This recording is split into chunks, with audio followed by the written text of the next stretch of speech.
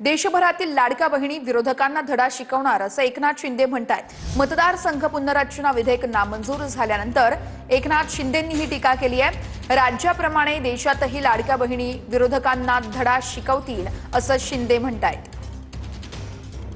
2023 ला जे महिला आरक्षणाचं विधेयक मंजूर झालेलं आहे, सर्वानुमते 543 जागांच्या संदर्भात त्या 543 जागांमध्ये 33% जागा महिलांना द्यायला आमची काहीच हरकत नाही।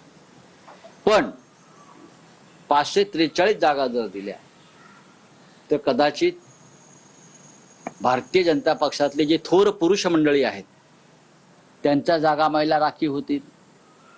त्यात अमित शहांची पण जागा राखीव होऊ शकते, वाराणसीची जागा राखीव होऊ शकते, अनेकांच्या जागा राखीव होऊ शकतात महिलांसाठी।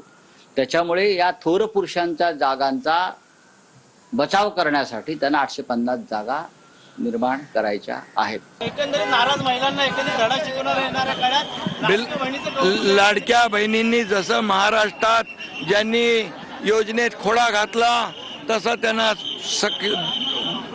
जोडा दाखवला, तसंच या देशामध्ये या लाडक्या बहिणींच्या विरोधामध्ये विरोधी पक्षाने ज्यांनी विरोध केला त्यांना धडा शिकवल्याशिवाय या देशातल्या लाडक्या बहिणी स्वस्थ बसणार नाहीत।